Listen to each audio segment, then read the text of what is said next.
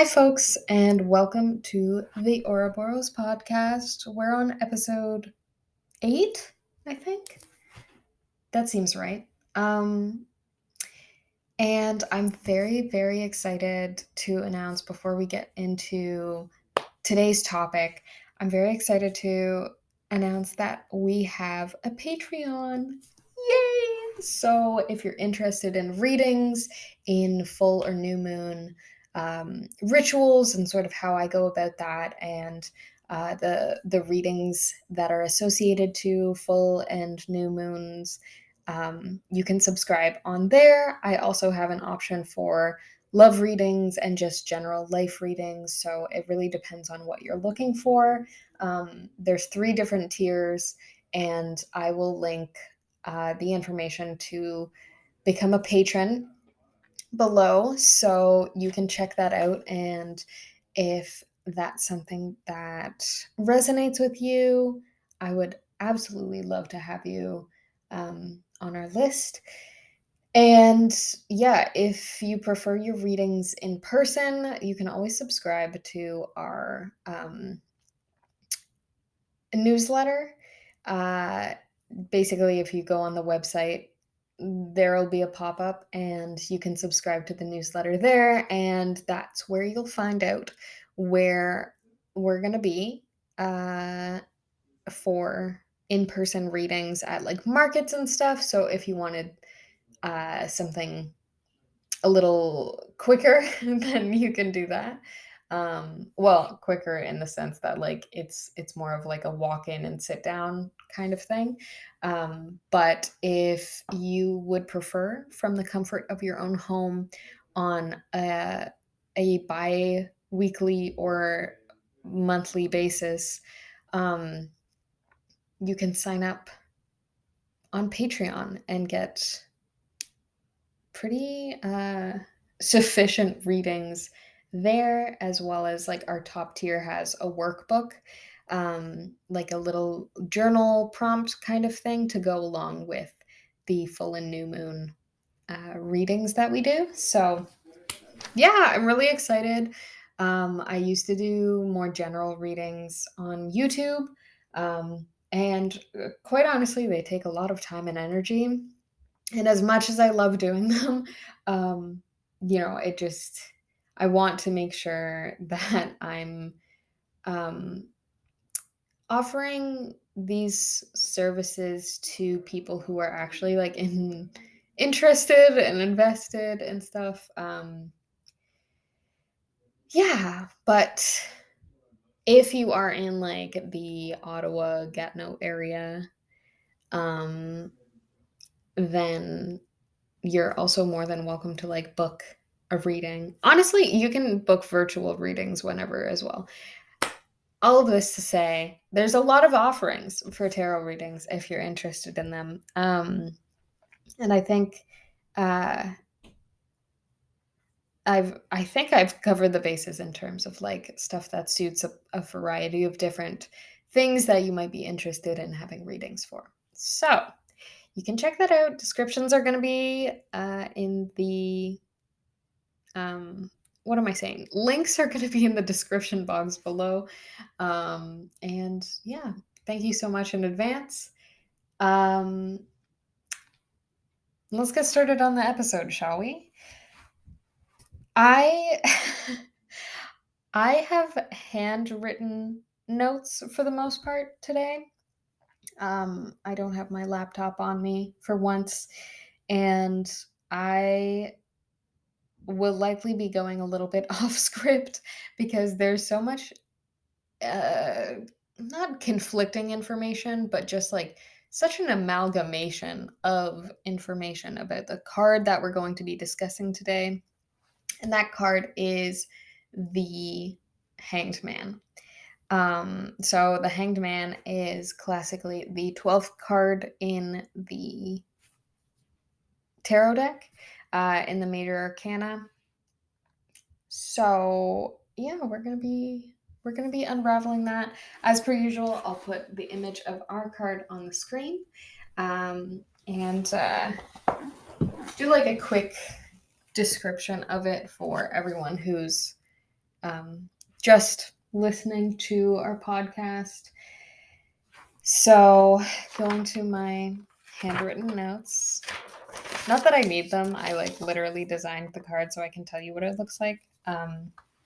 But I did want to make sure that I covered all my bases. So, the card itself, the design, I wanted to really bring out a lot of earthy tones, and have some like golds and stuff tied in to show this sort of like earth versus something greater kind of thing, like this hierarchy that plays into the colors and sort of the textures on the page.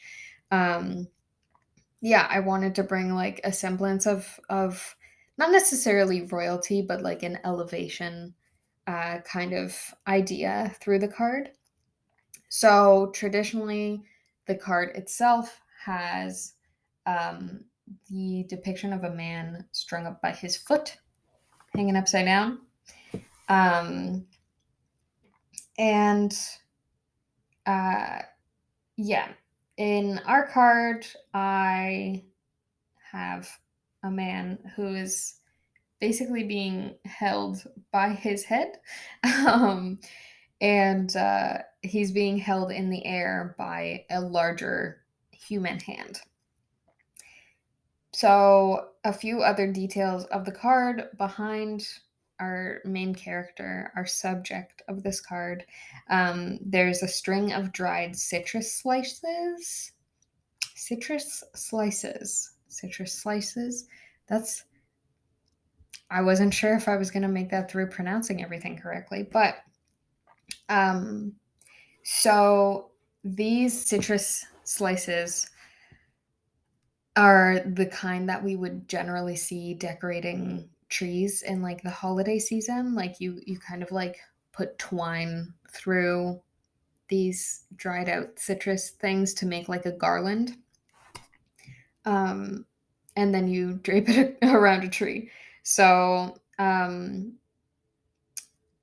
there there are a few associations in the background and sort of like the undertones of this piece that do link us to trees, which we are going to talk about more because there is some like lore and history tied in that I think is pretty important to this card, and its interpretation. So, even though there's no trees present, we have a lot of stuff kind of alluding to trees. Um, but yeah, there is a purpose. I just wanted to make like some subtle links. Um, but yeah, there's also in the background like wooden planks, which is just like another association to trees. A lot of the colors are like earth tones, like I said, like you might think of trees or like the fall, even fall time, which is interesting when you think about it as well. Just in terms of like what fall represents, and it's like the late part in your life, where things are starting to die, the end of life is approaching, that kind of thing, which seems really dark. Admittedly, seems kind of dismal, and that's not really the vibe. But when we think of the Hanged Man, it is like this pathway to the end of a life, um, but it's a metaphor. It's metaphorical. We're not actually dying here. Um, but yeah, more classically in readings and throughout, um, like the the general idea of what the card represents. There's a lot of associations to delays or a pause or feeling like you can't move forward on something. Yeah, there's like a hesitation, a roadblock, those kinds of things. Um, and these things can be overcome either with time or Perseverance really depends. But yeah, there's also some connections to the pursuit of wisdom to make those decisions, because I find this card really, on one hand, it really depicts this idea of indecision and um, sort of that feeling of not necessarily being grounded in what you do. Um, and then on the flip side, there's also this um, idea of like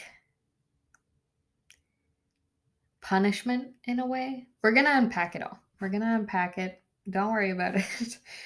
um, but yeah, um,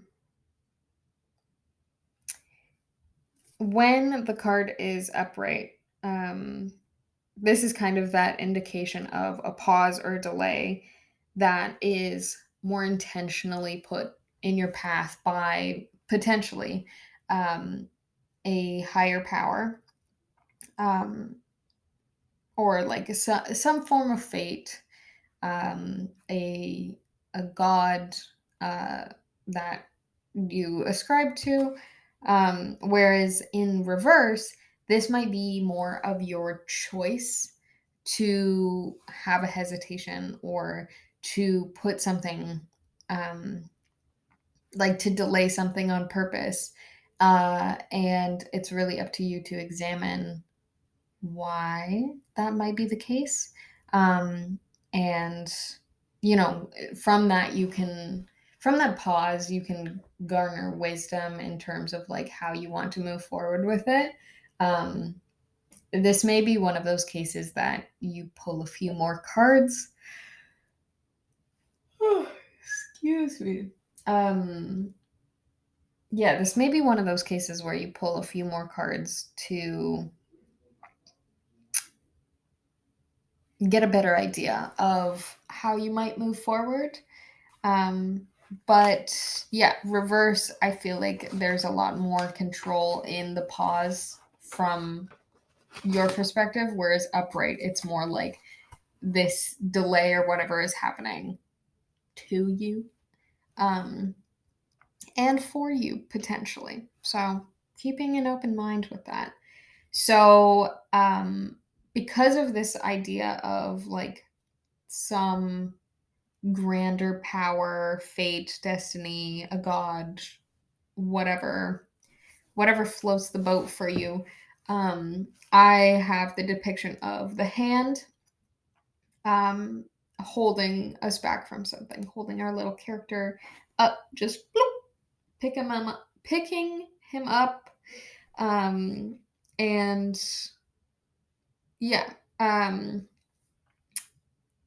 s- in like a interesting kind of wraparound way. Um, the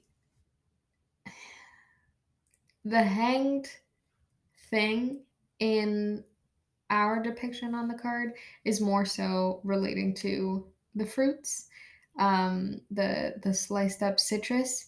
And while we do have like the more classical image of a man, sort of being, oh my gosh, what's the word? He's just being held up, in the background we have this subtle image of things on strings, um, generally in trees. And I find it really interesting because we have this, when we think about like the breakdown of that item, we have these plants, these citrus that normally grow on trees, and therefore they are usually found hanging off these branches. And then, like, we take them off, do what we need to with them, string them up, and put them back on the tree. And I just find that like really kind of funny. Um, but one is like a nature thing, um, whereas another is based on our own decision to take those actions to again put the citrus in that place. So the citrus is like the thing that's being acted upon, and life gets them there, or intention gets them there. Either way, they're hanging out. Uh, but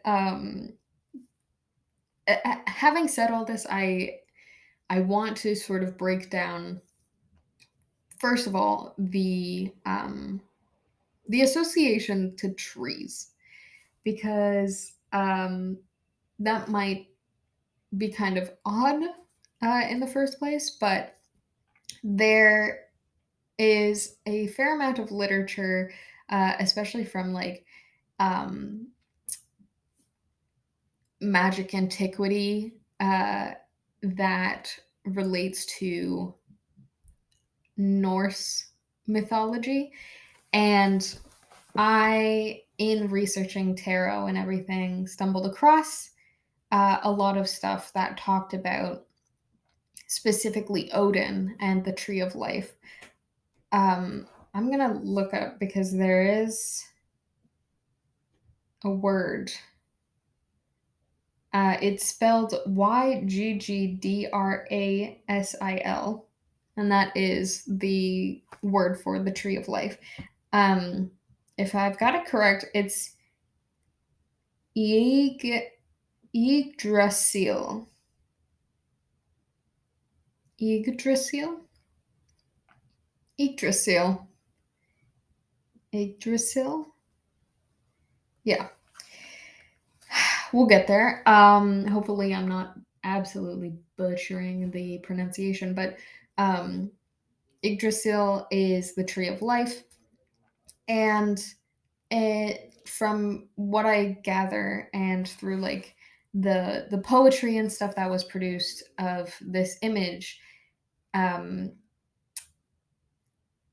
Odin basically ties himself up by the foot to this tree, the tree of life, um, in order to study runes. He gives himself 9 days and 9 nights to basically have this time in like a more solitary place where he can gather a new perspective and new wisdom in that period of time, so that he can move forward and have a little more skills. Um, he's fluffing up his resume a little bit, learning runes. So with this image of him hung up by the foot in a tree, um, it's like a more active choice to do that, in order to gather more information and sort of test himself in certain ways, because he already has like a lot of wisdom, but also recognizes the ways in which he um, might be lacking. So when the Hanged Man card appears in a reading, this might be a cue for us to do kind of the same, not string ourselves up by the foot in a tree, to think about things, though you'll get a lot more blood to your brain, and maybe that'll help, but there's better ways. Maybe just have a little coffee or something. I don't know. But yeah, it might be an encouragement for you to take some time aside to do some reflection, to build some new skills, to recognize the ways in which you might not have all the information that you need or that could benefit you in whatever situation you're encountering, and then to move forward with that. Um, whether it's after 9 days and 9 nights, or it takes months or whatever. Only you know, based on the um, the situation that you're encountering. So, because of all the associations to the Tree of Life, and I really liked the power that that held, I incorporated a lot of, like I said, illusion kind of stuff to um, that storyline. Uh, However, there are um, some historical ties to different aspects of the card that I think are worth investigating. Because honestly, like some of the stuff, very, it's very interesting how like polarizing these concepts can be in terms of like imagery and what the cards represent. So while we do have the influence of Norse mythology and Odin, and I personally really like that, like those aspects, and wanted to include them.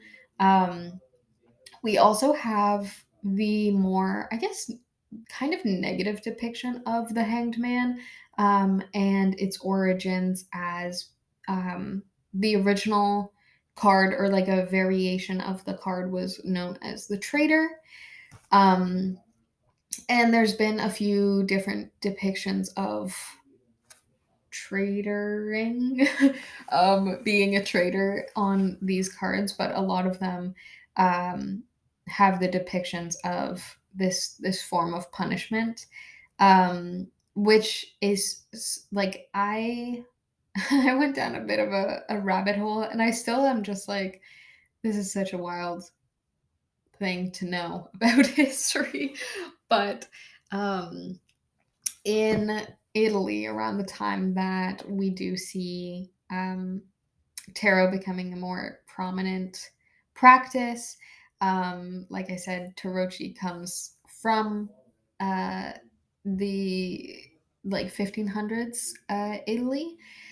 So we also have this interesting practice um, where people were punished for crimes and such. Um, but if they couldn't be punished or hung publicly, they would have art done, very much in like the classic style that we see on tarot cards, specifically the Hanged Man, of that person being punished for their crime, for all to see, because it was very performative kind of thing, very dramatic. It's got style. So these portraits would be done of people strung up by their feet generally. And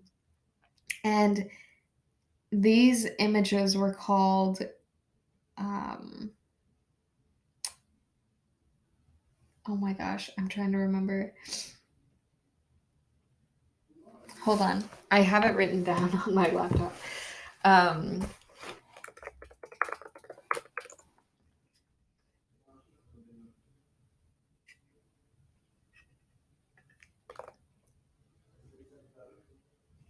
Pitture infamanti. If I'm mispronouncing that and anyone is Italian, my apologies. Um, Immediately I think of like an infamous portrait. And yeah, it's just like, this is sort of a documentation style, or like the presentation of justice in a way for these people who are viewed as traitors. Um, so the idea of the traitor also links to the number 12, which, as I mentioned at the beginning of this episode, is the number that the Hanged Man card holds in the major arcana. And if we think of the associations to the number 12, we have um, probably most classically the idea of like the 12 disciples, and the 12th disciple being Judas, I believe. And of course, he is like number one, top of the list traitor. Um, yeah. And like there's there's a variety of depictions of what the hanged man looks like. Um, but generally there's um like if it's not the classical image of just some guy strung up by his foot, um he might be holding bags of silver, which I very briefly read up on, Judas, and I'm pretty sure he like ratted Jesus out for like 30 pieces of silver or something like that. Um, ratted out seems like the wrong word when describing like biblical stories, but it comes across as like gossip or something, which is fine. We'll gossip. Um, honestly, yeah, learning information as though it were gossip is kind of the way to go. I feel like anyways, we're getting a little off track.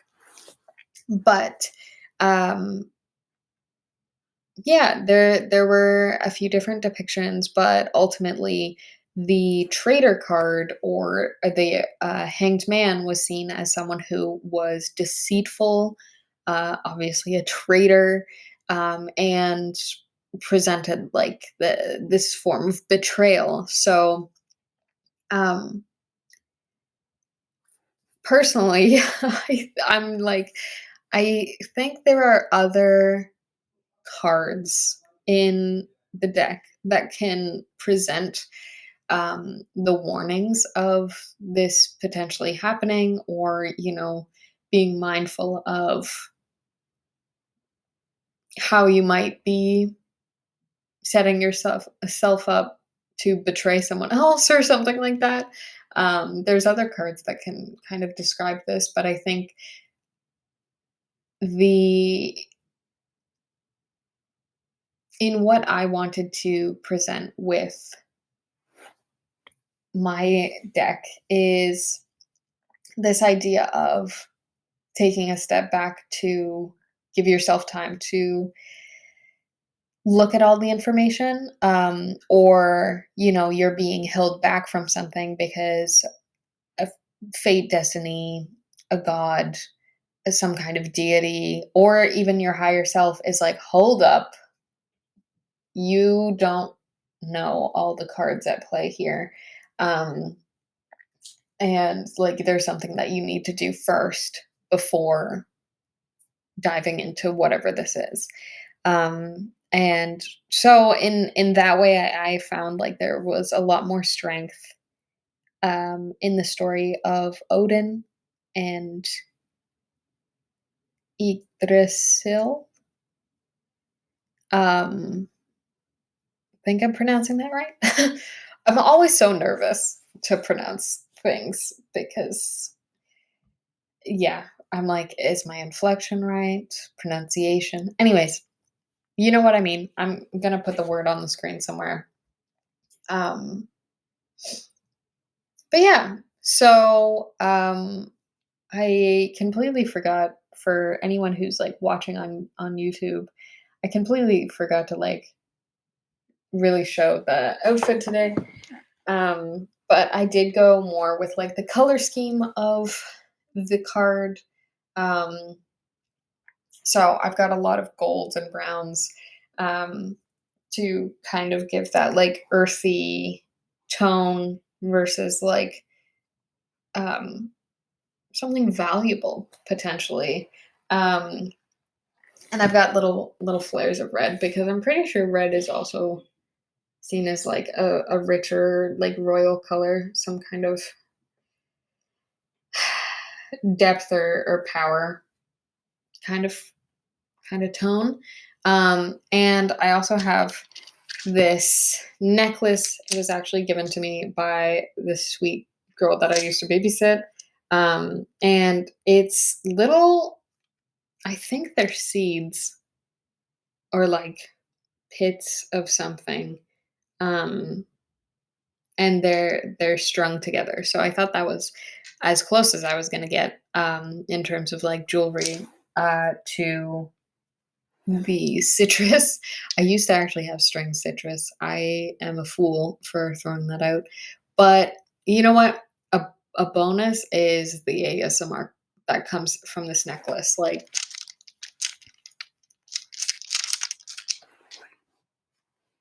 that's nice.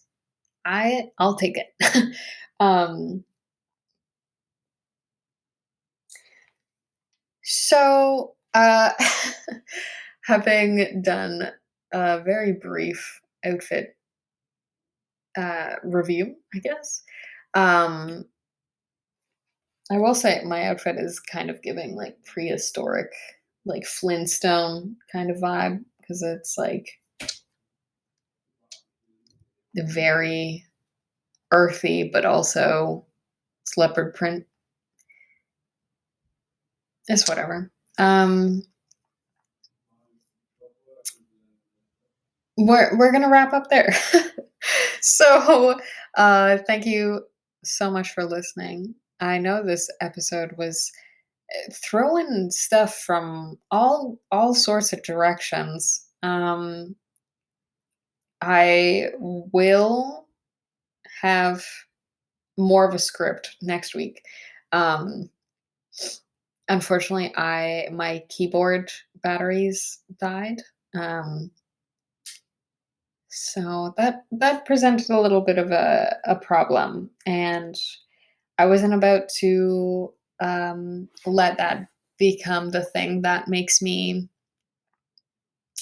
not post this week. So we persevered instead of facing an impasse and being strung up. See, we're tying it back. So thank you so much for watching, listening, whatever you may be doing. And I will see you next week to discuss yet another of our major arcana. Bye.